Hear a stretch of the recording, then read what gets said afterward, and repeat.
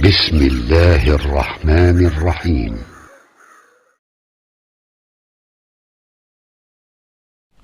Assalamualaikum warahmatullahi wabarakatuh.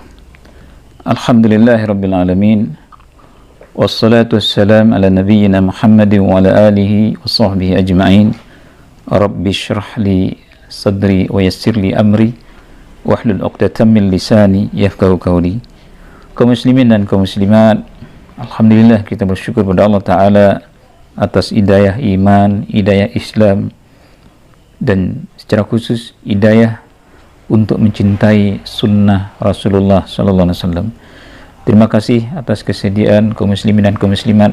Kembali saya Zulkifli Zakaria beberapa menit ini kita bersama insyaallah kembali melihat di antara ibadah yang kita lakukan, kita kembalikan ke sunnah Rasulullah, ke hadis-hadis yang ditulis oleh ulama.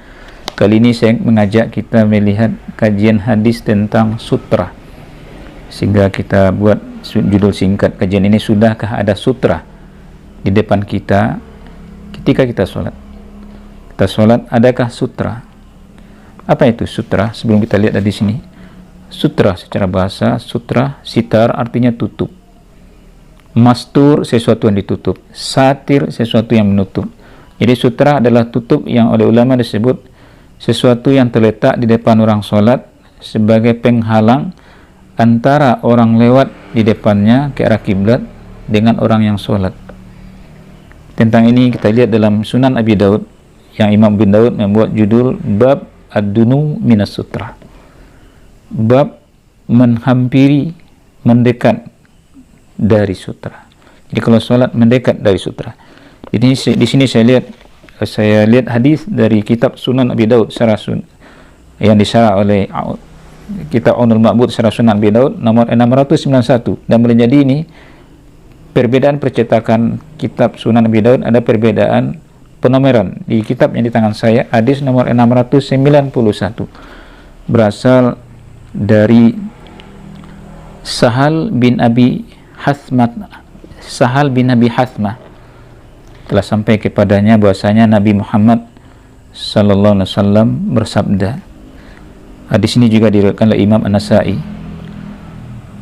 Kata Rasulullah sallallahu alaihi wasallam, "Idza shalla ahadukum," apabila salah seorang kalian melakukan salat, ila sutra, menghadap ke arah sutra, ada penghalang di depannya, falyadnu minha, maka hendaklah dia mendekat dari sutra tersebut. Falyadnu, mendekat, asal katanya dana yadnu, la yaqta'ish syaitan alaihi salatah, janganlah sampai setan memutus salatnya.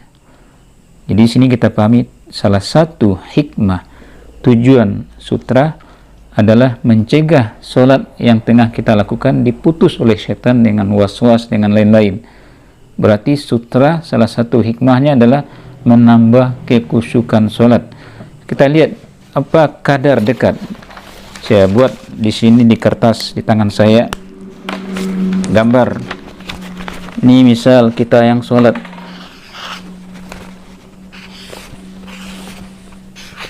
kita solat,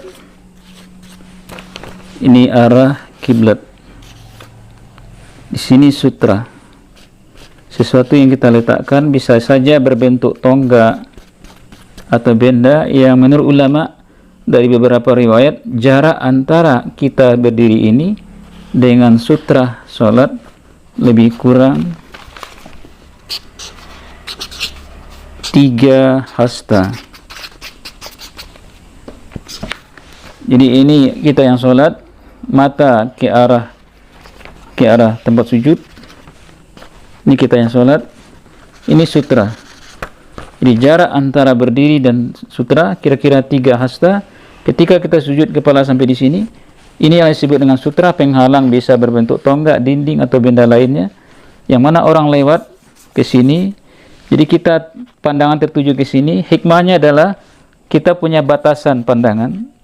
Di samping juga solat kita tidak diusik oleh orang yang lewat. Ini salah satu hikmah.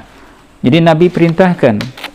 Berarti ketika Nabi katakan idza shalla ahadukum ila sutra, apabila salah seorang kalian solat menghadap ke arah sutra, maka perintah Nabi, falyadnu, maka hendaklah dia mendekat.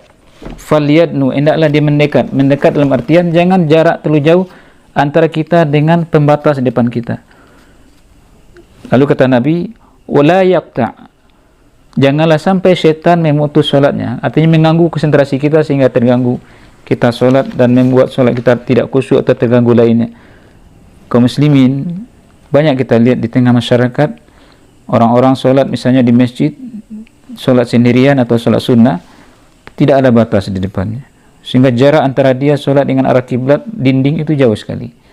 Ini tidak sesuai dengan sunnah Nabi. Silakan kita bisa menjadikan sutra ini, orang yang duduk depan kita juga bisa, tonggak, dinding, atau kita membawa sesuatu, tas misalnya, kita taruh di sini, sehingga orang yang lewat tidak mengganggu kita solat. Apalagi ada hadis Nabi, ancaman orang yang lewat di depan orang solat ini, ada ancaman Nabi, lebih baik dia menunggu selama 40. Jadi kaum muslimin, salah satu sunnah, amalan sunnah yang kita maksud, yang dituntunkan oleh Nabi, manakala kita akan melakukan solat, yakinkan ada sutra depan kita. Ini secara khusus bagi solat sendirian atau sebagai imam. Sedangkan dalam solat berjamaah ada dispensasi, ada keringanan, kita tidak perlu memakai sutra, orang lewat pun di depan kita tidak masalah, tidak mengganggu solat kita. Dan ini ada kajian khusus hadis dari Abdullah bin Abbas ketika dia lewat di depan para sahabat yang solat bersama Rasulullah SAW di Mina, melewati saf, tidak ada yang melarang. Demikian kaum muslimin, semoga bermanfaat bicara kita sedikit ini tentang sutra. Terima kasih atas waktu yang diluangkan. Saya Zulkifli Zakaria undur diri, mohon maaf. Subhanakallahumma bihamdika, asyhadu an la ilaha illa anta, astaghfiruka wa atubu ilaik. Assalamualaikum warahmatullahi wabarakatuh.